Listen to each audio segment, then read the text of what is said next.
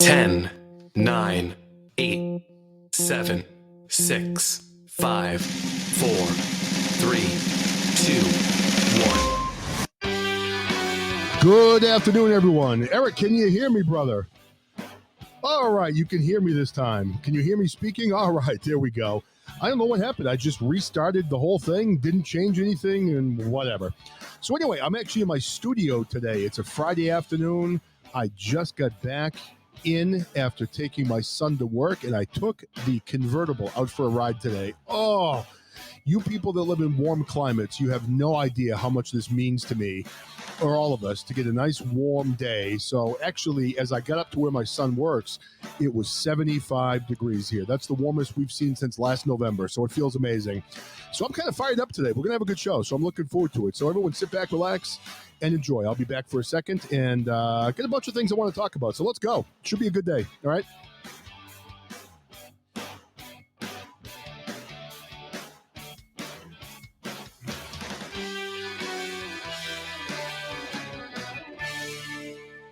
Happy Friday afternoon to everybody. Welcome to the John DeVito Show. It is a beautiful, beautiful day here in the Massachusetts area. I live about an hour and 20 minutes outside of Boston, and we got up to 75 degrees up where I just was dropping my son off at work. So absolutely beautiful. I kind of live in an elevated area of Massachusetts. So where I live, it's about 70 degrees, but I will take that. Unfortunately, tomorrow we have to enjoy today because tomorrow is going to be, I think, about 50 or 55 and rain all day. But then Sunday looks like a better forecast. So things are getting better for us here weather-wise in Massachusetts, and that is a good thing. So hopefully everyone's doing well. I'm kind of excited for spring. I'm thinking about, baseball is starting to happen. My son, Ethan, is going to be trying out for his high school baseball team on Monday. So the tryouts begin, and I guess he has like a 4-day tryout. And I'll tell you, it kind of amazes me when I think about this. He was telling me about the high school baseball team that we have here. Now, we have a pretty big school district. I think there were 2,500 kids at the high school, somewhere in that ballpark. And it's funny, I'm talking baseball, and I said ballpark, and I didn't even mean to do that. But we've got like 2,500 kids from 5 towns that make up the school district that we live in. And he was telling me about the team. Now, my son Ethan is a good baseball player. He's only a freshman. So we don't know where he's going to end up, probably the freshman team, maybe some JV action. I highly doubt that he'll play varsity as a freshman. And when he tells me about the team that they have, it is amazing to hear about the talent. Now, if you think of like a major league roster, I mean, they apparently, this team, this high school, their varsity team has their starting pitcher, their number one pitcher, kind of like their Chris Sale or whatever. He throws 91 to 94 miles per hour in high school. So this number one pitcher at the local high school, 91 to 94, and apparently they have 4 starting pitchers that all throw over 85 miles per hour. So my son's a catcher, but as a freshman, I don't know. I don't know if he's quite ready to handle that yet. So I'm looking in. I see a few people coming into the live. Cubella, Jeremy, someone Sweet Cheek. I kind of like that name. That's kind of cool. So listen, I'm in my home audience today. Jeremy, I did see your text, and I'm going to address that before I get into some of the other stuff I want to talk about. Jeremy, I agree, and I wish I could take a picture. I may take a picture of this and send it to you. The back page of the Boston Herald today, and I'll talk about today. I bought my first print newspaper in probably 5 to 10 years. But the back page of the Boston Herald newspaper, which is the Republican newspaper in Boston, the Boston Globe is the big Democratic paper. It says, standing pat is not enough. AFC getting stronger as Bill Belichick watches. So a lot of people are saying the same thing that you are, Jeremy. You sent me that text earlier today about Belichick. Obviously Jeremy's from Alabama and a big Mac Jones fan. So he sent me, a text earlier today asking what the hell Bill Belichick is doing. One thing I've learned, Jeremy, over the years is I have criticized Bill Belichick time and time again. And, I consider myself a pretty knowledgeable football guy like you. I played my whole life. I played in college at a Division I school on a full scholarship. So I kind of know my football. But I'll tell you, Belichick usually has a plan. And I agree. It looks like he's doing nothing. I did see some small signings he's made. Who knows what his plan is? But you're right. My concern for the Patriots this year is they need to give Mac Jones a good team. He's a young quarterback. He's got talent. You could see the second half of the season last year, in my opinion, that he was maybe having some confidence issues as, you get into the NFL, and it's a lot different than playing in high school, or in college. I mean, I found that out when I went to the college I played in. I mean, I was a very good high school football player. I was recruited all over the country. I chose a local college. They were going to let me play my position of defensive tackle, and I was a standout in high school. I went to college, and it was very difficult for me to get playing time. I did play a little bit at the end of my freshman year. They pulled me off red shirt because we had some injuries, and by the time I became a senior, I was going to start, but unfortunately, then I blew my shoulder out, so I missed my whole senior year, which was unfortunate. But it is tough. And Mac Jones, I saw him losing some confidence later in the season. And he needs some people around him. I see you mentioned Julio Jones. That would be nice. I mean, Mac Jones needs a good offensive line. They let Shaq Mason go to the Tampa Bay Bucks, which shocked me. So apparently they let one of their best offensive linemen go down to Tampa to protect Tom Brady now that he's coming back. But, it is what it is. I do trust Belichick, but you don't want to see Mac Jones lose his confidence. He needs some receivers. He needs an offensive line. He needs a running game, and their team needs to get better. I mean, I think, had a very good rookie season, but you don't want to see the guy lose his confidence. I see Chupapi down there. Welcome to the show, my brother. And I got to talk about today, like I was just referring to the back page of the newspaper, looking at the sports section. Holy shit. Now, this is going to show how old I am. I haven't bought a print newspaper in probably 5 to 10 years. And today, I stopped into a Cumberland Farms. I'm not sure if you guys have those where you live, but a Cumberland Farms is kind of like a Wawa, or, it's a convenience store, a really nice convenience store up here in the Northeast. And I always go into Cumberland Farms when I can find them. So I had to get some gas. I stopped in to get gas and paid $4.25 a gallon, of course. But I went inside and I saw the Boston Herald newspaper. And like I said, I haven't bought a print newspaper in a long time because they're expensive. You can get everything on the internet. There's no need. Back in the day, I used to buy a copy of the Herald every day when I lived in the Boston area. Back in the day, it was like 50 cents. And that was probably like in the early 2000s. 50 cents for a copy of the paper, you get your coffee, whatever. I kind of enjoyed looking at the sports page, all that good stuff. So today, I see this Boston Herald newspaper, and you can hear it. I get it right here in front of me. On the cover is a picture of our favorite mayor, Michelle Wu, and we're going to get into talking about this in a second also. And honestly, I'm kind of starting to feel bad for her a little bit, but we'll get into that in a minute. The price of the newspaper, holy crap, $3.50 for a print copy of the Boston Herald. See, I'm turning into that old guy now that's kind of like, back in my day, you could get a gallon of milk for a nickel. Gasoline was 43 cents a gallon back in the day. I'm starting to turn into that person. You could go to a movie for like 50 cents. I mean, now movies are like $17, but $3.50 for basically something that is not even needed in society anymore. We've got the internet. We've got, all these different sources to get our news. And here you got this piece of paper that was $3.50 for a daily newspaper. So I don't know, man. Don't know why this is a necessity. So, hey, Crazy Lady, good to see you. To all the people that are coming into the chat, welcome to the John DeVito Show. I greatly appreciate you spending a little bit of time with me today. Hey, Mike from Tampa Bay, brother. How are you? Mike, I'll tell you, I had a blast down in Florida. I haven't seen you in a while, but I was in, oh my God, we flew into Fort Myers, went to Orlando. We actually spent some time in Siesta Key Beach. Oh my God, what a beautiful beach that is. And then on our last day, we went to Clearwater, and I got my picture taken outside the Scientology building. Now, I actually had a plan. My wife and my daughter were not agreeing with this plan, but my plan was actually to walk inside the Scientology building and ask for an application to see if I could join. I was going to ask to speak to Tom Cruise or David Miscavige or one of the Scientology people, and I decided not to do that because it kind of freaked me out, honestly. When I got there and I saw the Scientology people out and about wearing their nice clothes, they kind of freaked me out a little bit. So I chose not to do it. I guess I kind of wimped out. So no, and you did the right thing, John. It's huge, brother. You did the right thing. Yeah, it's scary. Yes. That is a big building, man. Dude. I mean, I've seen them. Hi, John. Thank you for having me on your show. My pleasure. I'm glad you're only able to come on for just a brief moment. But yeah, I'm glad you stayed away from them because they're very strange people. Your instincts did you good because they are they're scary, to be honest. I'm not just joking, but they're like zombies, dude. They're like brainwashed. It's scary. When I got close, I was literally going to do it. I was going to walk right in and just be annoying because I love to. They will convert you, man. If you're not, if you're by yourself, you'll be converted. I'm not going in there. There's no way. No way. But I got to tell Dude, you, it's really creepy. There's been some horror stories about them. Oh, I believe it. I Yeah. mean, it's just scary stuff. Siesta Key Beach is beautiful. Oh my God. Oh my God. Have you been Yes, there? dude. I'm sure That's you have, like right? one of the Oh yeah, that's one of the best here in Florida, next to Fort DeSoto. I mean, Oh, it's gorgeous. just Siesta Key is amazing. It's like sugar sand almost. Have you ever seen It's the amazing angel beach down lady there. that's there dancing and greeting people? We ran into her and met her, and she was like this super religious lady that, we showed up. We got in at like 3:30 in the morning, and we went right to the beach, from our flight basically, and we had no chairs, no beach clothes. We just wanted to be at the beach, so we went and we just threw ourselves on the sand in front of this, in front of the lifeguard tower that was right near where the restaurant is in that area, if the public parking Right. area.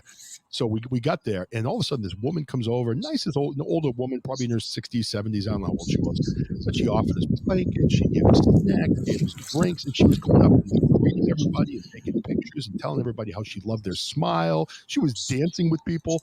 So I actually joined a Facebook group for Siesta Key Beach, and she's, I guess, very well known at that beach for being a really just nice woman, and it was so cool. Does she have a hairband that has some, like, maybe some daisies in it or some kind of flowers? She might have. I don't remember. I was exhausted at Oh that my point. But she was gosh. just like an angel. I Initially. have to check it out. Hey, Jeremy, I Yeah, see you're she's like a planning to really go to cool lady. Orlando. Now, Jeremy, have you taken your kids to Disney before? We've been a bunch of times. We're total like Disney Universal people. So we go to Florida almost every year. Oh, Jeremy's going to call in too. Cool. And I'm going to get to my newspaper that I was talking about. Go ahead, buddy. Well, my brother and sister-in-law are going to be going down to Daytona like the week of spring break and the week of 4th of July. See, that was one thing we were going to do. We had it on our docket to head to Daytona. We didn't get to go there. Marcos, welcome, brother. And welcome to anybody else that's coming in. I'm kind of losing track here a little bit, but welcome to all you guys. If you're new here, please follow me. If you're in here and you're an old friend and you haven't done it already, please share my live. I would greatly appreciate it. Doss, welcome to the show. But no, when we were in Florida, we flew into Fort Myers. We went to Siesta Key Beach the first day. Then we went up to Orlando. We stayed in a place in Kissimmee, and we were going to go to Daytona Beach. It just unfortunately never happened. But we ended up going up to Gainesville, saw our University of Florida baseball game. You guys know we're a big baseball family.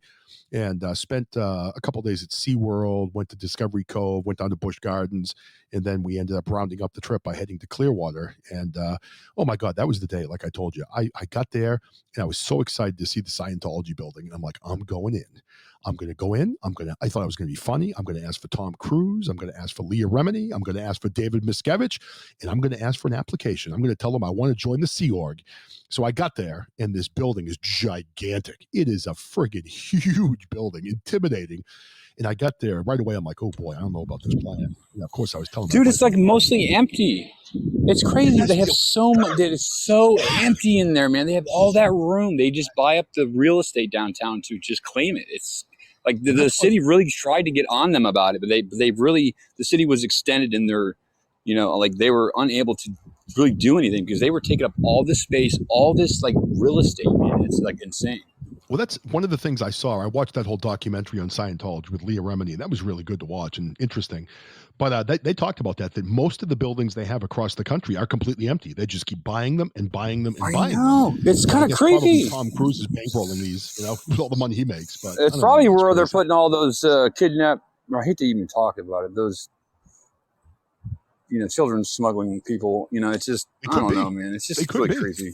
Hey, speaking of children smuggling, when you hear some of the stories, like on the Leah Remini thing, she was talking about how they literally, if you become a person that is no longer accepted by Scientology, they literally put you in the equivalent of like a prison camp, and you're put in these prison camps where you're basically locked down and not let to leave. Scientology is a cult. Oh, it's terrifying, and that's what Rosie O'Donnell has openly said that. Ooh, but she's the one who's the one like lesbian comedian who's had the biggest crush on Tom Cruise. Remember? See, now, Eric, you had to mention Rosie O'Donnell. That's Rosie O'Donnell is a fat pig. She is a slob, and I don't like her. It's like the anti-Cialis for me. When I think of Rosie O'Donnell, any sexual, I guess, thoughts I have literally run out of my body. So it's just disgusting. I don't know. But Rosie O'Donnell was right about the Church of Scientology being a cult, whether you're a fan of her or not. But the fighting between her and Donald Trump, we can do without that. Right. Rosie O'Donnell is the. Rosie O'Donnell is the. Go ahead. Sorry. Rosie O'Donnell is the picture that they give to Catholic boys to make them avoid masturbation. That's true. That is true. Now, I've got to say, I was thinking about Rosie O'Donnell. Then you look at some of the people we have in our chat here. You look at Q Bella. Now, why isn't Q Bella famous? We've got her in here, and you can see the picture. She's a beautiful woman. How does someone like Rosie O'Donnell get famous? I mean, you look at someone like her, someone like Whoopi Goldberg. I mean, I guess they're funny, but they're not that funny. Comedy. I guess so. The sitcoms originally was her claim to fame, and then she just rode that for the, until she got put away wet. Rode hard, put away wet. What do they call that? Rode hard, put away wet. I don't know. Yikes. So I see Q Bella saying she's a hermit. I am too, believe it or not. Is her syndicated talk show. Yeah, it's kind of like Q Bella. I'm a hermit as well. I'm a guy that, I'm a sales guy and I'm on a podcast, but literally around town, I don't go out a lot. I'm very much a homebody. I'm kind of a hermit also. This is where I kind of get it out. Look at Doss. Look what he said. There's no such thing as a funny female comedian. Now, I don't cancel people here, Doss, but you might end up getting canceled by some of the Joan ladies Rivers and Phyllis Diller were great female comedians. Phyllis Diller, yeah. I'm trying to think of some of the female comedians out there. You know who's funny? You know who's really funny? Sarah used to be funny. Christina Applegate's really funny. If you watch some of the movies she's in, has anyone seen the new version of Vacation? Did anybody see that in here? If you have not seen that movie, that is literally one of the funniest movies I have ever seen in my life, right up there with The Hangover. Now, the new Vacation is dirty. It's not clean. Don't watch it with children. It's completely inappropriate. But that movie, I've seen it like 10 times. It literally has me laughing out loud. If you have not seen the new version of Vacation, don't watch it with the kids and expect to be disgusted. But it is super funny. I absolutely love that movie. So, hey, guys, I want to talk about this a little bit. Again, I've got my print newspaper here, and I'm shaking it because I'm so proud that I bought one, even though it cost me $3.50. Jesus Christ. Newspapers, they're basically technology that nobody needs anymore. I've thought for years they should make paper newspapers free and just charge more for the ads on the inside. That would probably improve circulation.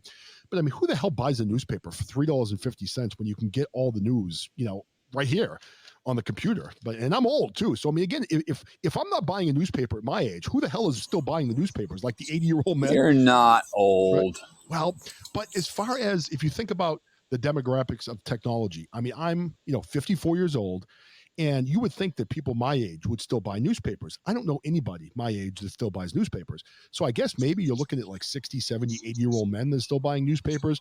Their day's coming where they're not going to be around that much longer. Yeah. And what happens when technology crashes and we have no other dependence than paper? Right, that is true. Well, now listen, I got to get to the front page here, and if you guys want to hang out, please do. Michelle Wu, you all know our infamous mayor here in Boston. I'm at a point now where I almost feel bad for her. I'm developing a conscience. Michelle Wu and Joe Biden. I'm feeling a little bad for the both of them. They are both complete fuck-ups, in my opinion. Michelle Wu, in the span of 4 months, has become literally the least popular person in the city of Boston. Now, one thing that I've said to my family and to my friends, obviously this woman does not understand the people of Boston. The people of Boston can be very difficult, but we can also be very good people. The people of Boston are the people that ran the British out. We had the Boston Tea Party. If you are an outsider and you try to come into the city and change everything and tell the people of Boston that you are their master, they will burn down the city before they accept anything that you had to say. So she came in, instituted the restaurant vaccine mandate, instituted the mask mandates. And even though there are almost no mask mandates left in the country, she still has the children in the Boston public schools wearing masks. No other kids in Massachusetts are wearing them except for all the kids in the Boston public schools. So every single morning for the last 3 months, she's had a group of anywhere from 5 up to 20 people up in front of her house at 6 a.m. in the morning, protesting with bullhorns, screaming, "Shame on Wu." They chase her right to her chauffeur-driven Ford Expedition limousine that she's been riding to work every day, even though she preaches bicycles and riding public transportation to save the city. So the new thing that she just came out with in Boston, I mean, if you think about like San Francisco, the cable cars, if you think about big cities and some of the history that they have, Boston is a very historic city. And they've got these lanterns all through the city that are still lit by gas, and they're gas lit lanterns, and they're super cool. So she's now proposed to remove the gas lanterns from Boston that have been there for 200 years and put in LED lights. I mean, The people are irate at her. So we still have mask mandates. She is preaching all this woke stuff. Now, what she came out with today. Now, tell me how you feel about this. And for everybody that's in here, I'd like to see your opinion on this. In Boston, now she keeps preaching that everyone in Boston is racist. She's called us all racist. She's called us all misogynist. She's called us all trolls and the variety of different names that she's used to describe us. But now in the city of Boston, COVID's finally, off for a while. Restaurants are open. The weather's getting better. So what did she do today? She, along with her leaders in Boston, announced that only one section of Boston, the North End, which is the Italian section of Boston, there's the South End that's Irish. There is Roxbury that's more African American. You've got, Chinatown, which is obviously a lot of the Asian people live there. In Boston now, in the North End, if you are a restaurant in the North End, and some of the restaurants are amazing, phenomenal food.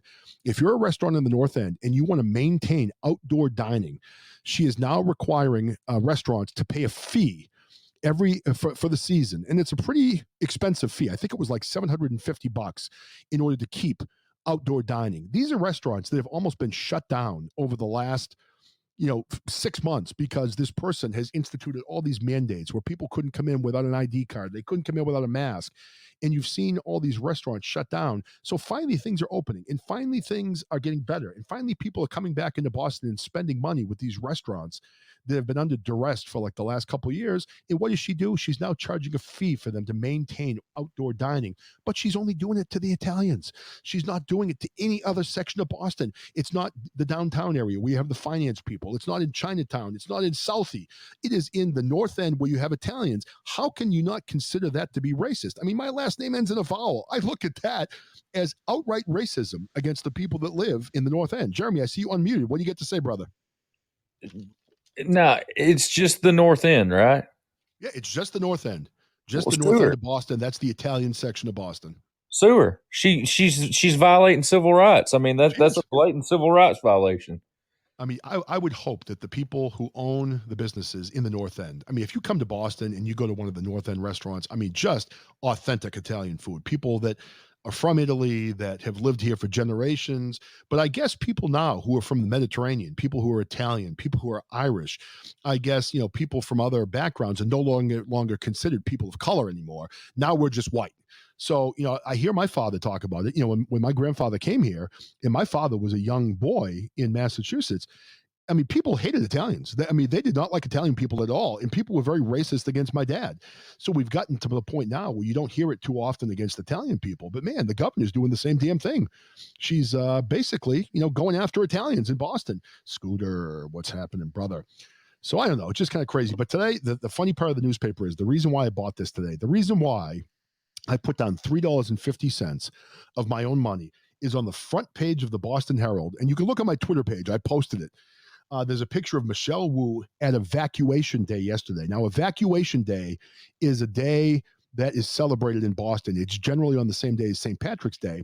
And what happened was it was a day when Bostonians got together and they drove the British out of Boston. So they call it Evacuation Day. It's actually a day off for the people in Boston. They don't work.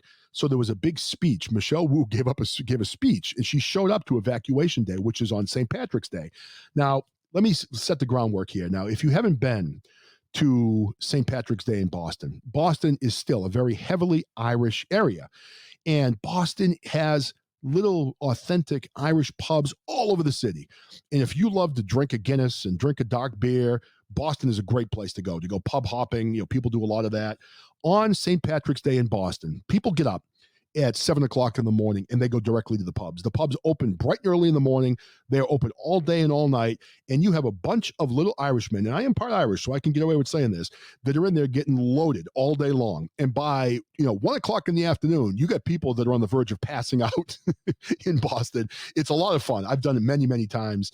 And there's chances are you might get into a fight as you go into one of these pubs because people start getting antsy once they've had 15 beers by noontime. But Michelle Wu got up on St. Patrick's Day in an evacuation day celebration and gave a speech. Okay. So like 20 of her protesters showed up with bullhorns. And the best thing is the cover page of the Boston Herald is a picture of her on stage smiling with a big sign of a woman who is dressed like a troll, because she called all Bostonian trolls. She's got like troll hair on. She looks like a troll with a giant sign right behind Michelle's woo that says evacuate woo. So I saw this in the Boston Herald. I had to buy it. I snapped a picture of the cover and posted it on Twitter a little while ago. So if you want to see that, you can check it out.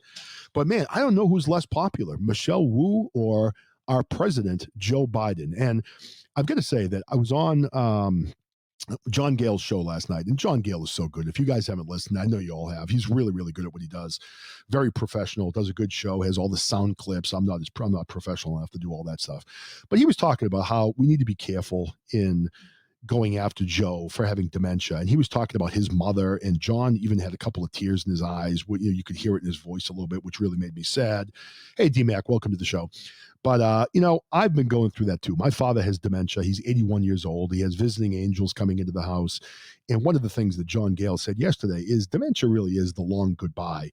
And, we're all ripping into Biden all the time. And mental illness is Joe Biden's only escape. Same with Pelosi. Yeah, I agree with you there, Cubella. But the thing for me is, you get Joe Biden in office. I mean, I think anybody on the left, the right, in the middle, anyone can look at him and realize he's got cognitive issues. Where the hell are the people around him? Where's his wife, Dr. Joe Biden, coming out and saying, you know what? know. That's it. My husband's done. Well, where the hell is she, Eric? But I mean, like, why is everybody around him just like so silent? Right.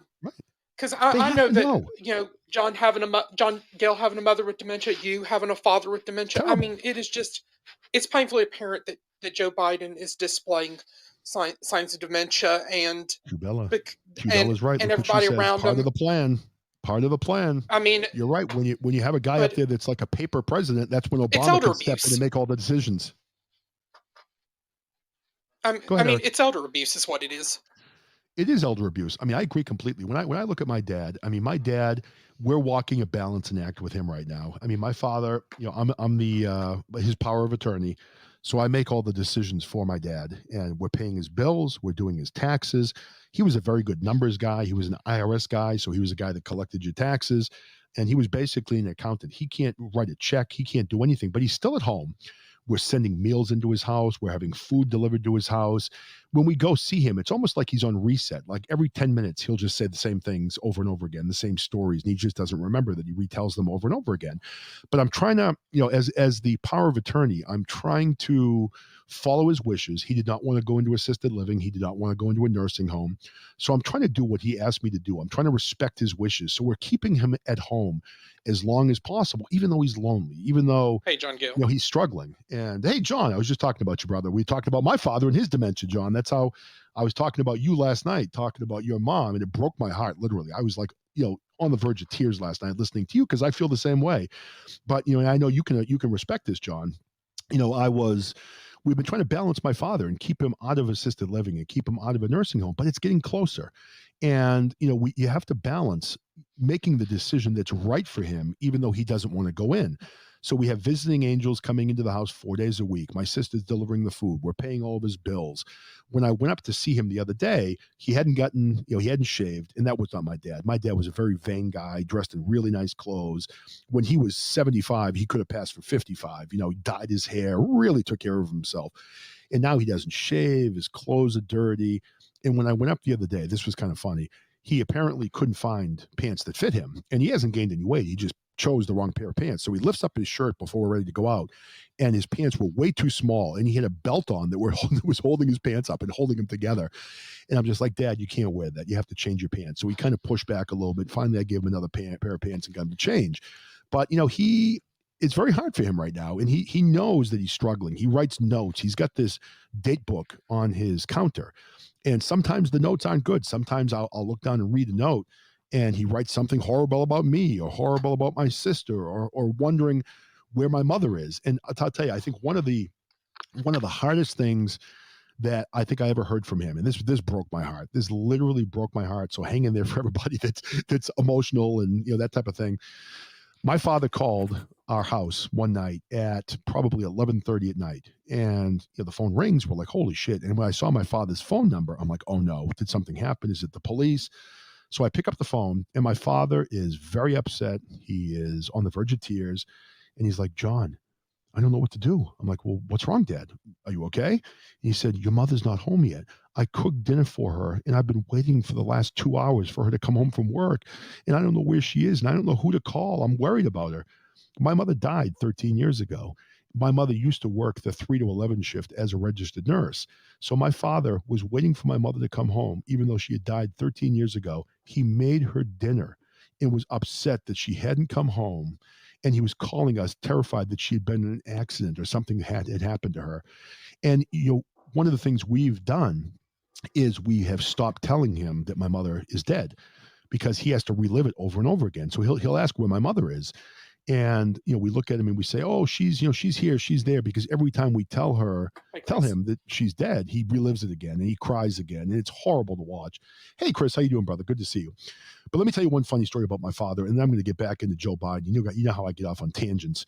The story about, John Gale talking last night really made me think, and his story is so real for me also. I really like that commentary John, that he's done in the last few minutes. Yeah. John, prayers to you, prayers to your family, prayers to your mother. You're a great guy. And I really am thinking about your family right now, because I know what it's like, and it's a very difficult thing to go through.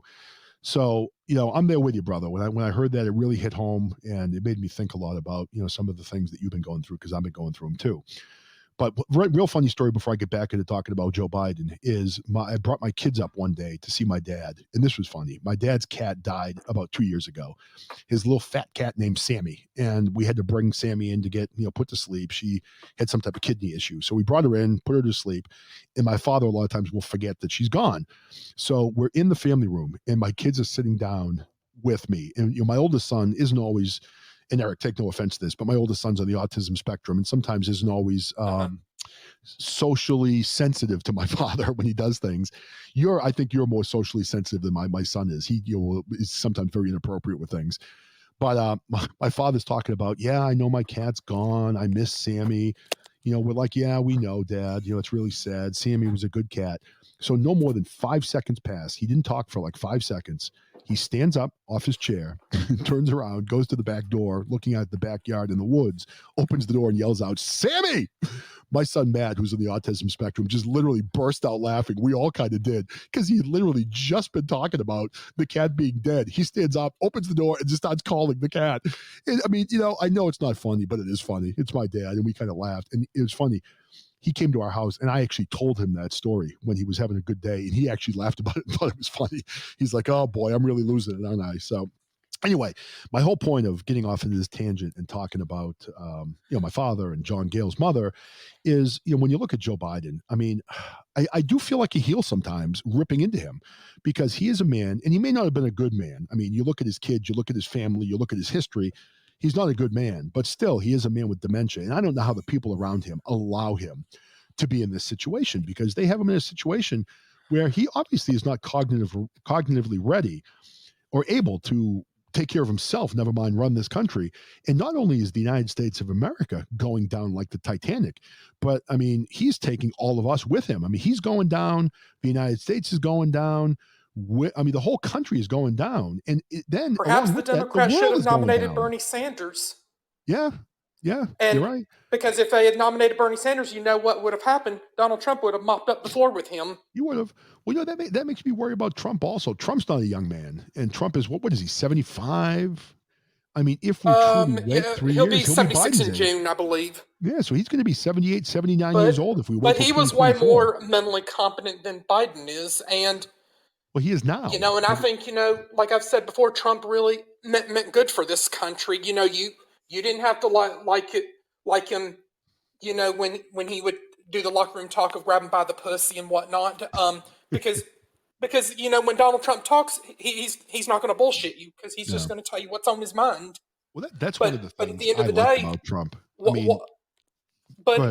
What I think people are missing is, why are we looking at his personality flaws when we ought to be looking at his great policies instead? But because I think And I think, of course, over in Ukraine, like being a hotbed of corruption because, Biden, Pelosi, Romney, Kerry's stepsons, I guess Trump was rightfully getting too close for comfort. You're right, Marcos. Reagan did. You're right. Absolutely correct. But that does make me worry about Trump. I don't know if he's going to be cognitively able in 3 years also, but I guess we'll have to cross that bridge when we get there. But, I still have some problems with, I know we had Michael Gee on the other day explaining what's going on in Ukraine with all the bio labs and things like that. Mhm. I guess my question is this. Now, regarding Russia and Ukraine, if we really have all this knowledge, or if Putin has all this knowledge and he's going after these labs and blowing them up, and he's got information on Biden and he's got information on Obama, and he's going to share that with all of us, why is Biden and the left not blowing up Russia at this point, as opposed to letting them just do whatever they wanted? You would think that if Where's Russia the was going to congressional expose all this oversight? stuff, we would fight back. But Biden's sitting back and doing nothing. Why do you think that's happening? Anybody? Jeremy? And Eric? where's the congressional oversight to those people I just named off? Yeah. Jeremy, what do you think? Because it just seems like we've got a transparency issue. We do. We always have, and I think we always will until we change this government. But Jeremy, what do you think? Why hasn't Biden gone in guns blazing if Putin really has all this stuff on him and is going to expose him? You would think that Biden and the left woke liberals would want to blow Russia out of the water and blow Putin out of the water. Why are they not going after him? Why are they just sitting back? Well, I think there is stuff over there that they can use as blackmail, and Putin's not stupid. Like, I know Trump, they get on to you. Oh, you're praising him. No, listen, sometimes your enemy's not stupid, and it's not good to name call. And I know Trump said he's not stupid. He's a genius sometimes, and sometimes he is. But Putin's out of control. He is out of control. I mean, he's out of control. He needs to be done away with, and it's going to happen soon. Yeah. It's going to happen soon. Eventually, the people of Russia are going to turn on him. One of the generals are going to turn on him, because now Switzerland, for the first time ever, has now sanctioned Russia. Switzerland, who's been neutral for 200 to 500 years, they've been a neutral country. They haven't, gotten involved in worldwide affairs. And they have essentially funded both sides of World War II. Everybody was stashing cash there. They sanctioned Russia, and now these Russian oligarchs can't access. There's over $200 billion that is now tied up in Swiss banks. So I think that what's going on is Putin is going to get blackmail for all these sanctions. Trump put a lot of sanctions on Russia that people just didn't talk about because it didn't fit the narrative to try to tie him to Russia. And Hillary Clinton accepted $20 million or something like that, the Clinton Foundation did, for a speech in Russia. But nobody talks about that. And I think if he's got it, he's not gonna share it with the American people. Putin's no savior. He's no savior to all this QAnon crap. That's where that's coming from. Putin is out to benefit Putin because he was there in East Germany when the Berlin Wall fell, and he felt helpless. He doesn't want to feel that way anymore. That's why he's so afraid of NATO. And he feels that if Ukraine was to become a NATO member, that they could easily overthrow Russia, which he's showing now that the Russian army is not as strong as people thought it was. Oh, they're really not. They're very disappointing so far. Yeah, and so he's now shown his hand that they're weak. They're not as strong, and it leads you to believe if Russia is not as strong militarily as we thought they were, and the military that Trump built up during his 4 years, which Biden can do whatever he wants to, it'll take 10 years to bring the military back to the way it was under Obama. There's no way he can mess it up that bad. But as much money as Trump spent. Did you see Cubella's question? She asked you if you thought Putin was the devil. What do you think? No. I also brought up another interesting question about this discussion with Russia. Like, why are we taking our focus off of China? Yeah. Well, I don't think even to take that a step farther, why are we taking our focus off Hillary Clinton spying on Trump? This is what all this is. And now all of a sudden, I mean, that was a pretty major story that Clinton was caught with her hands in the cookie jar spying on Trump. And when that came out, now all of a sudden, no one's talking about that. That's disappeared as a story. Yeah, I don't of believe that. I don't believe that Putin is the devil. I think that Putin is a scared man who is wanting to build back the USSR and not even really build it back. He knows he can never accomplish that. He knows he can never go into the Baltic states without fighting NATO. But I think that people are putting Zelensky as too big of a hero, and I don't trust Zelensky the way Agreed. that Democrats trust Zelensky. I I agree. think Zelensky is corrupt. I think he's corrupt, yes, and I think it's just two corrupt people fighting over there. That's what I believe, and I believe the United States should stay out of it and let them kill one another. That's what I mean. We have no business policing the world. Zelensky hmm is a master manipulator. I agree. I mean, in the very beginning, I bought everything he was selling. And I was like, man, I wish we had a president like this guy. This guy's amazing, whatever. But you're right. I mean, the more I watch him, the more I kind of realize how perfect he is and how he's pushing the propaganda and he's pushing all the right buttons. Now, the bottom line is, he is very, very charismatic, John. You're absolutely right. But one of the problems I have, I mentioned this last night in the chat on John's show, is the thing that gets me, and I don't know how you all feel about this. Now, I'm taking off the Republican hat. I'm taking off the I hate Joe Biden hat. I'm taking off, again, I don't have kids that are going to go to war yet, so I understand that people don't want to send their kids to war. But I was thinking about this as I was driving today. If we had a chance to go back before World War II and stop the Holocaust before it happened, would we do it? Because if you look at what's happening, I don't care about military people getting killed. I mean, I shouldn't say I don't care. I do care. But when you sign up to go into the military, you know that could unfortunately be your demise. And I have the utmost respect for people that are in the military. You have more balls than I do. I don't know if I would have had the courage to pick up a gun and fight. I've never gotten the option. And I guess I would never know until I was put in that situation. But I think that the people in the military are incredibly courageous, and I have the utmost respect for them. But if you sign up to go into the military, you could die. I mean, that's part of the deal. But when I see on the news, and who knows, this could be propaganda, but when I see children being thrown into mass graves, when I see maternity hospitals being bombed and women and babies are being killed and women who are pregnant are being killed, and I see residential homes being targeted. Now, this all could be Zelensky propaganda. I don't know. But when I see it, it breaks my heart. I mean, I that's my weak spot. My weak spot is children. And if Zelensky is a monster and he could be faking all this, maybe it's not real, maybe it's all propaganda. I don't know. But if it's real, or American propaganda, you're right, it could be. I mean, I don't think any of us really know. But if we are really witnessing the genocide of a population, the genocide of children, the genocide of families, I don't know. Don't we have a duty to stand up? Because again, what's going to stop this group from going into Poland next? Then maybe Spain and France, and maybe bombing. Russia could bomb or Alaska Sweden. from the the eastern part of their country. I mean, who knows where it ends? So I don't know. What do you guys think about it? Jeremy, Eric, you guys want to go? I'd like to hear your thoughts on it. A Russian general will pull out a gun and blow his brains out before he'll ever fire a nuclear weapon at the United States. I hope so. I believe that. I don't Um, think the Russian generals want this. I mean, I don't see where attacking the United States does anything for Putin. It only destroys his credibility. I mean, the Russian people. I seen a video earlier of a guy in a Russian mall throwing money off of the second floor because it's worthless. It's worthless now. Their money is worthless. They're going into hyperinflation. Putin's calling the West Nazis.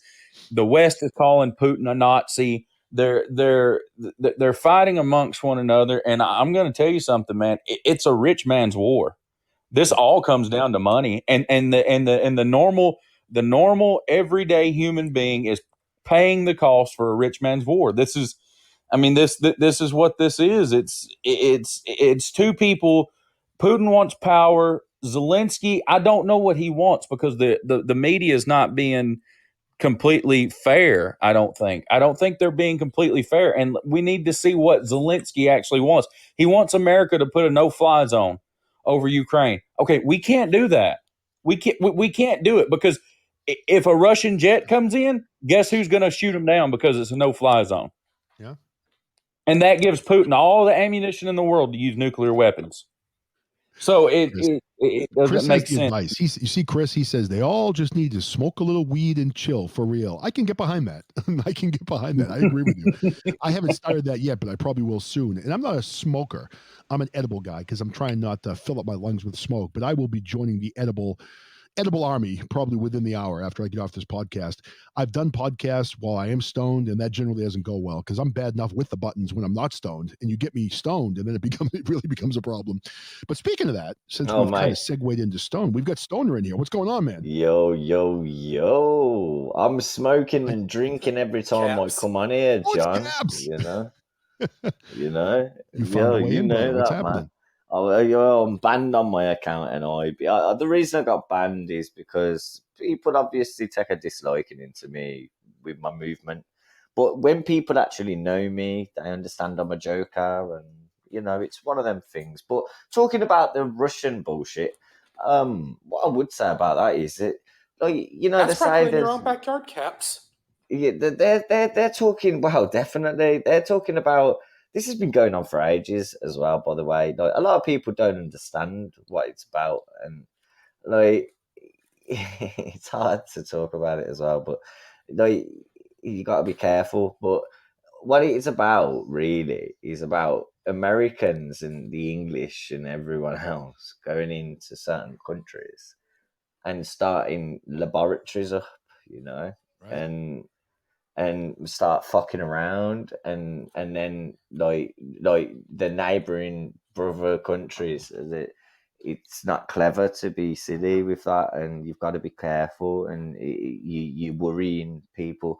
And Russia's just done what they were wanting to do for ages. But does everyone know that Putin's dying?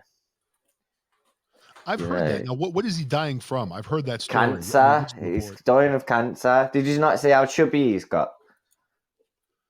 No, I haven't really noticed, but I did hear the story that he was dying, and I didn't know if there was any truth to that. Yeah, he is dying. I've heard he's dying. From a fair source, well, I've heard he's got cancer, and he's taking drugs in order to. But I think he's taking steroid drugs. So the problem with that is that it makes you swell up, and then what the problem is that it makes you angry as well. Well, that's the thing with Jeremy Cummings. He swallows, and it makes him angry. So I know that's the case. So, it's a shame his mum didn't. Come on, man. Come on.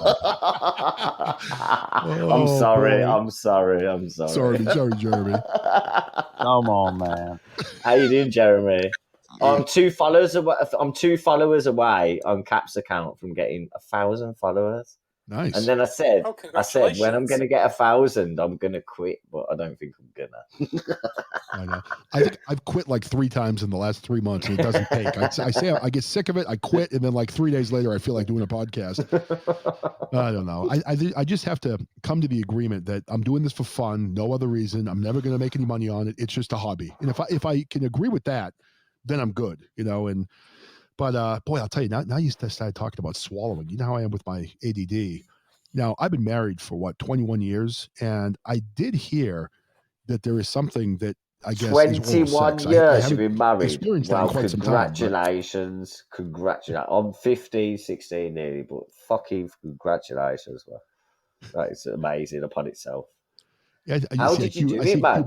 You've not buried her or nothing. They're just stories to be told. I don't know anything about blowjobs anymore. They kind of disappeared from my repertoire. I don't know what happened. Yeah, I know that. I can't remember what movie it was, but I remember, what the hell movie was it? It was some movie where the husband was talking to the wife, and they were going through some rough times, and he used the term blowy. I always thought that was funny. And he said to her, they were about to get divorced. You haven't given me a blowy in like 3 years. And she's like, the mere sight of you makes me want to vomit. How could I possibly give you a blowy? I look at you and I want to throw up. So that could be what my wife's feeling. I don't know. I can't blame her. I am a specimen though. I'm bald. I have a hairy back, small penis. So I don't know. Things aren't good. So I don't blame her. I'm lucky I have 4 kids. All right. It's not that small. I always say it's small. You've got 4 kids. At least you can fill a pram. You don't need to say that about yourself, it's mate. Functional. Now, do you want to hear a funny story? We're Yeah, talking about at sperm now. least We've it gone from works. Joe Biden to talking about sperm. But now About super spunk. I got the clip a few years ago because I didn't want to have any more kids. 4 is enough, trust me. So I went and got the operation. And then when you're done with the operation, of course, I had like 3 people watching the operation because my wife's a doctor. And she said, well, you should help the medical students. So when I went in to get my snip, the doctor says, would you mind if we had a medical student come in and watch? I'm like, yeah, I guess so. So next thing I know, I've got my pants off. I've got my penis taped to my stomach and the doctor's about to cut my nuts open. And I've got 3 young people watching me have this happen. I'm like, all right, this is freaking degrading. But anyway, I got that done, and they were all women, of course. So I'm watching these women judging me from down below, saying this poor woman, she's going to be thankful when he gets this thing taken care of, so she doesn't have to have sex with him anymore.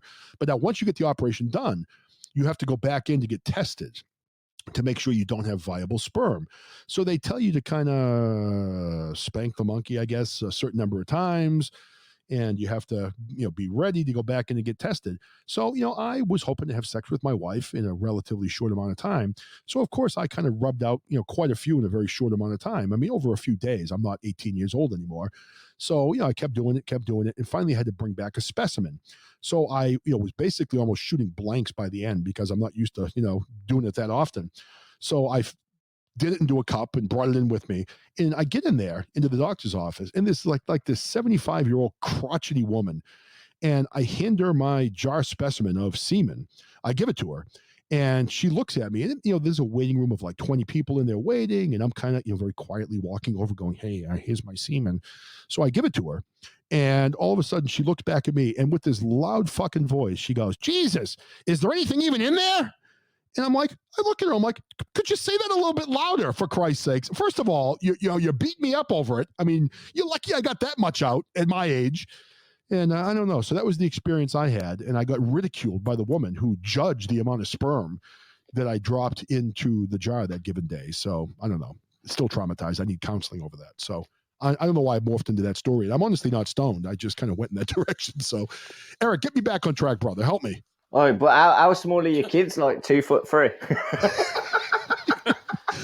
That's the thing. There may not be a lot in there, but my little boys were nimble. They could swim fast, and they got there and got the job done.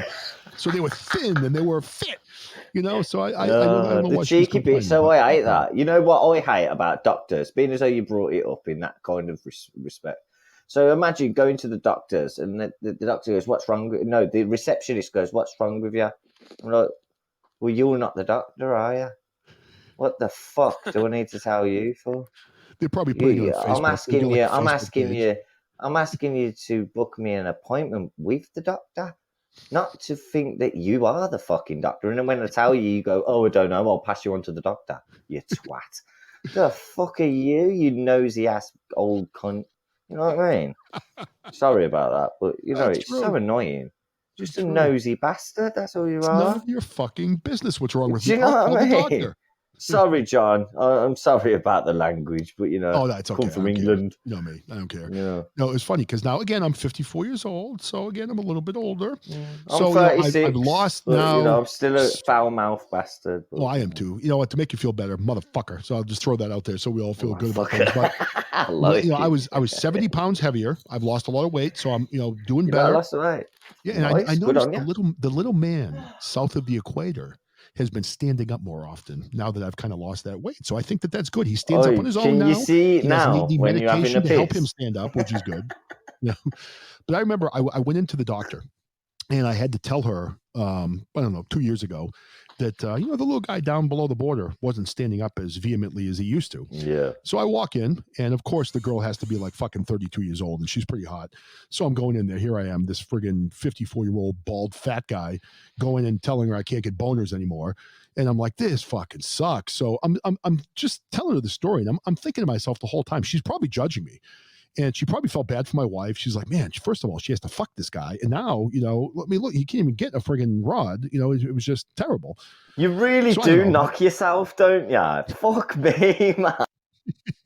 I'm just having fun. I love you for it, but you don't have to knock your bloody self. You fuck them all, man. Fuck them. Who gives a fuck? I'm with you, man. I'm with you, man.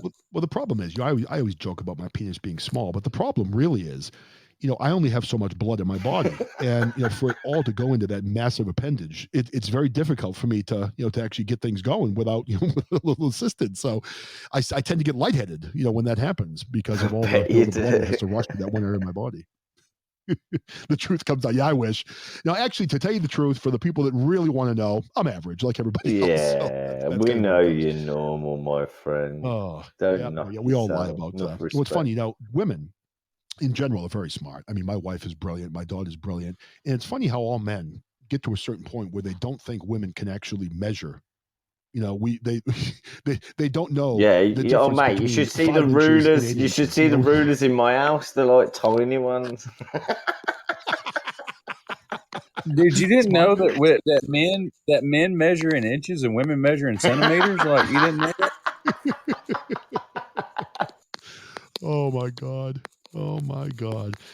I don't know. So Eric, what do you approve of this topic, or are we getting too far off here? It's still brilliant. I mean, it doesn't really matter to me. I think Kapz is really lightening the mood after He is. I discussing love like having a heavy Caps on. topic. Caps is great. And that's the thing. I mean, Caps being in friggin' Podbean jail. I mean, the guy has a great show. He's funny. If you don't like the show, just leave. You don't have to go in and be an asshole and report him. There are people that like his show. There are people that like my show, a couple anyway. If you don't like the show, fucking leave and go into another show. You don't have to be an asshole and report people. It's just stupid. You As far as I'm know, concerned. well, like, you know what I'd probably say about those people that want to report Kapz and put them in Podbean jail? I'd say to those trolls, like, look at here, everybody. These people reporting Kapz are the podcast police. I mean, who are they to be policing podcasts when they're probably better off policing their own podcasts? Listen, what I have Exactly. you guys on, And let's Eric, jump no, back on the sorry. political thing really quickly before, because Go I on. can't believe we're already at 56 minutes. But But I want to hear from Jeremy and thank again, you, Eric. Caps By in the here way. as well. What do you got? How is this thing going to end? How is Russia and Ukraine going to end? Do you think we're know looking at what's this going to for a happen? couple Do of you want me months? to Is it going tell to be a you what's week? going What's to going to happen? happen? I'll tell you Go what's ahead. going to happen in Okay. my eyes. Only my opinion, nothing like factual, but just my opinion. I believe that no one's going to do anything. If they step one foot on NATO soil, they will get absolutely. You won't get World War III. You'll get NATO, 27 to 30 countries, absolutely bombard the fuck out of Russia. And then you've got another scenario where it'll just get left. If they don't touch anything other than Ukraine, like I've heard they're getting close to Poland, 15, 20, 40 miles away from Poland, so to speak. And if they start messing around, like, what are you going to do? Go Norway and Sweden as well, like Norway and wherever the fuck you neighboring countries. Like, what are you doing? Where are you going? Like, if you start fucking around too much, what's going to happen is, you are going to cause a problem. But no one's ready to put nuclear thing. Nobody is going to do that in my eyes. What's going to happen is Ukraine will, in the end, either succeed and go through the talks, and they will be under Russia, but they will still be their own country, so to speak, or they will get took over. They will get literally took over by Russia, and that's it. Nothing else will happen. But if Russia tries to take over any other country, then it's going to be bad news for everybody. And that is the simplisticness of it, really. You know what? I think that's right on the mark. I've been thinking about that too. I think that right now everyone's standing pat. But if all of a sudden there's an attack on Poland, or if there's an attack on another country, that's when NATO and the U.S. and England and People whoever are get not going to involved and start stand. fighting back. And then we're in We've World got War a lot III. of Poles in our country. It will be a problem, a big fucking problem. Well, let's hope we don't get there, man. This has been one fucking Well, thing you after had another. Go ahead. You had Iran bomb a U.S. embassy or consulate in Iraq, and that basically got very little to no media coverage whatsoever, and that happened, I believe it was last weekend. Yeah, I think if I hadn't seen John Gale post that on Twitter, I don't even know if I would have known about it. Because you're right, I haven't seen it anywhere on the It's news. disgusting, though. This is the problem. It's disgusting, though, isn't it? How they just only care about certain things. Yeah. And then, of course, right next door to Iraq is our biggest Middle East ally, Israel. Exactly. Yep. No doubt, Eric. I mean, it's so Jeremy, I've got you in here. What do you think? I mean, what it's I'm ready to say Stoner Kapz kind of put a good spin on what he feels is going to happen. Jeremy, how do you see this thing playing out? I think Caps has got the most logical explanation of what's going to happen. I think that this could drag out though, and it'll be the end Yeah, of it can last months and months and yeah. And I think if it drags out into another month, I think it just makes Putin weaker. And it makes him weaker. The longer this drags out, the longer the United States and other countries send in aid, and they're getting these javelins that are stopping the Russian tanks. And you know those javelins. My governor, I told her to keep her mouth shut because she posted on Twitter. She thought it'd be a good idea. She was like, the last thing we want Russian soldiers to see is made in Alabama. I'm like, no, shut up, you idiot. We don't want them nuking Alabama. My God, you know. Exactly. Yeah. You're the fuckers that make them, like. Yeah, we're the ones that make them, and we don't want them to know we're the ones that make them. Why are we getting on television and telling them that 97% of all, this is how stupid we've gotten in the United States. Okay, where I live, this is no lie. Everyone when you're going on holidays to get your house robbed. the Redstone Arsenal, which is like an hour away from me, dude, they make 97% of all futuristic military stuff, like the javelins that you can, the shoulder propelled rockets that just take out a tank. I can't tell too much, but I work for the government in England, and I'm a precision engineer, design and development engineer as well. For submarines. Nice. That's cool. Yeah, That's cool. yeah. I think Caps is correct, but John, I got a question before you go, and then I got to get off here. I do too. Go ahead. Okay, so this is an ancient practice that I've discovered on my own, and John Gale's in the chat, I think, but he may have popped out, but he was here for a while. Yeah. Oh, there he is. Okay. He's still here. There's a thing that they used to do in ancient civilizations. It started in Israel, really. Started with Israel. Every 50 years, they would have something called the Year of Jubilee. Okay. And what would happen was the government would get in debt and people would get in debt. And on the 50th year, what would happen was they would cancel all debt. Right. Everything. Every debt anybody had, they had acquired. Within so many years of that 50 years, it was gone. You had no debt. Everything just started over. It was a wiping of the books. That happens in England, right? Does it? Does it really? Do you think that would be effective for the United States to do that? No, obviously not, because you make your own money just like we do. And the problem with it is that, like with me, like I know a person that has been in debt, and I know because I know people, and I know problems, and I know people getting financial problems. Everyone does. Come on. And I knew a clause. I said, look, just sit it out and wait. And they were like, why? And I'm like, don't pay it, just wait, because it was a lot of money. And I'm like, just don't pay it. And I was like, oh, I'll go bankrupt. I'm like, no, don't go bankrupt. I meant just wait. And I was like, how many years have you been in debt with this? He said, I've been battling it for like 3 years. I'm like, okay. I said, don't get in touch with them at all. And he went, what? And I was like, just don't get in touch with them. Do not talk to them. Don't respond to them. Do not respond at all. And he was like, all right. So 4 years later, 7 years it takes. And it's a long time, but it was a lot of money. So 4 years later, he said to me, I can get credit. I went, oh yeah. And he was like, you're a cunt. How did you know that? And I went, don't worry about it. Yeah. No one tells you about shit like that. But yeah, in England, 7 years, if you got no matter what debt, even if you don't have to go bankrupt. You can pay a small amount of money to go bankrupt, but it's actually worth just waiting. If you've been in debt for so long, you can only wait so long. Just don't get in touch with them. And as long as you don't get in touch with them, after a certain amount of time, boom, you get writ off. Huh. Honestly, yeah. So Jeremy, what type of debt are you talking about? Would it be everything, like credit card debts, mortgages? I mean, everything. They in the year of Jubilee, they wouldn't have mortgages back then, but yeah, well, no, they did. They had mortgages back then. According to the year of Jubilee, if you go back and you look at the original laws of it, they would do nothing that year. Everybody would return home to their family and all debt was canceled. And then the next year they would start over, and every 50 years, all debt would be canceled. Huh. Everything. It's interesting to think about. I mean, honestly, when you look at the debt meter we have in this country, I mean, there's no way in hell we're going to pay that debt back. I mean, it just keeps growing and growing and growing. And to me, it's just a made up number. It's a bullshit number. And, I mean, maybe that's what we need to do. Maybe that's what we need to do. I don't know. But to me, the number always grows, and you look at the money that's spent all the time.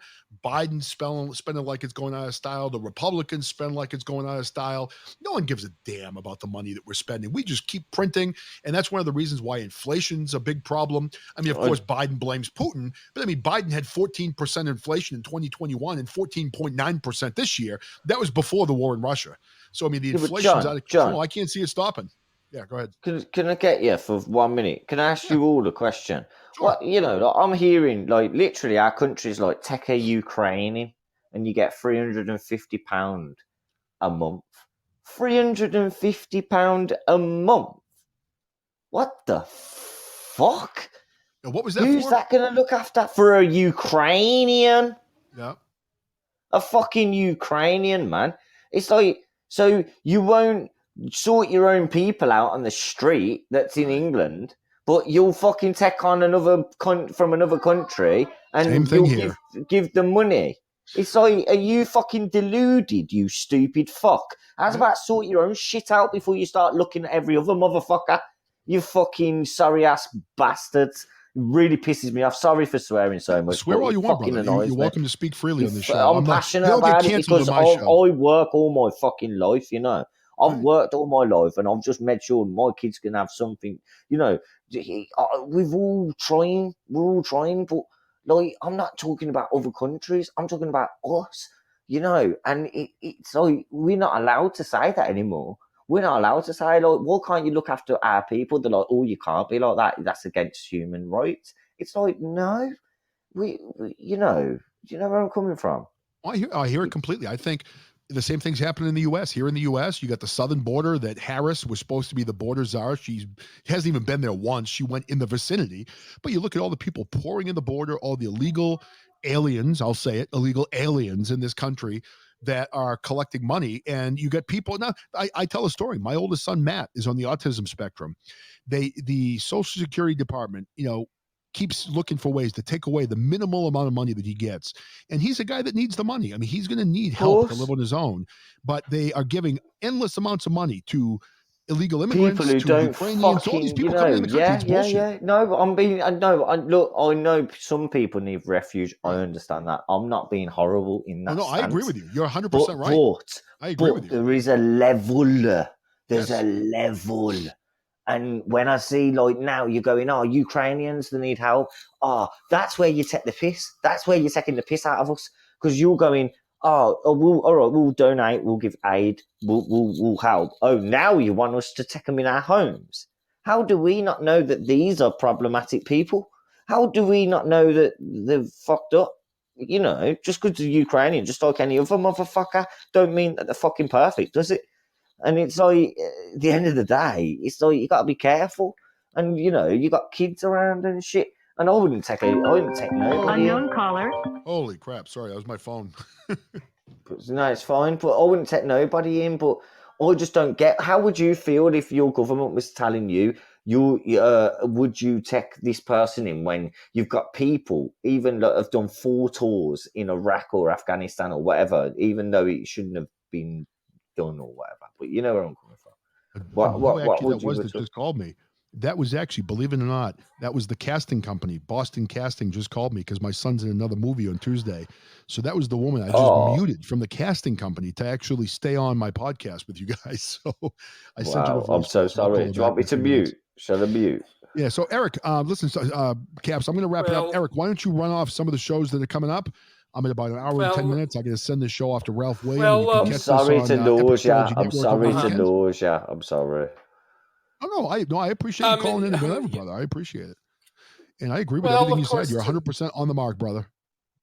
I would definitely say that, of course, coming up on Podbean today and this weekend, I know that after Frankie D wraps up his YouTube version of his show, he might do an hour-long Podbean show, so definitely be on the lookout for him. And I'm sure Kapz, along with Tuddles and Tron Cat and Mr. A and a couple other friends, might go and pay him a visit. And then at 5 p.m. Eastern time is the Friday edition of the John Gale program. 7 p.m. Eastern, it is, of course, Felix with This Swap Doesn't Lie. And then Scooter and Spanky have got the Beans and Weenie show at 8:30 p.m. Eastern time this evening. And other podcast friends coming up this weekend, like the dude Sean, Crazy Train, and then Spanky's Club Code Blue music show. And you've also got Jester with the It's Doomsday podcast Sunday evening. And also be on the lookout for Michael Key to do his Real Conservative Talk. And then be on the lookout for impromptu shows from Jeremy and Mike Tampa Bay, as well as next week you've got the Ralph Williams podcast on Podbean, as well as The Gray Area and the Old Man's podcast with Dina, Joe, and Eric. And also be on the lookout, Shit Slightly Serious also decide to surprise us with an impromptu show, very soon. And also be on the lookout for Jeff Moore's Make More Money podcast and Solid Blue Sister. And also be on the lookout for Slack Radio 2 Alpha next Wednesday. And David and Rowan Filtered with the Collective Network podcast. And you've also got, Milk Dog on throughout the day. It was good to see him back yesterday after he took a 2-day hiatus. And also, I know a couple new hot names like T-Gun and the Moody Way. And, that list just goes on and on. It does. And then all right, listen, everybody that came in. Chuck Eric, It's Not Your Cup of Tea. Let's not forget about them. And absolutely. the Potluck Brothers has got a good comedy podcast. And then Low Standards and Pours as well.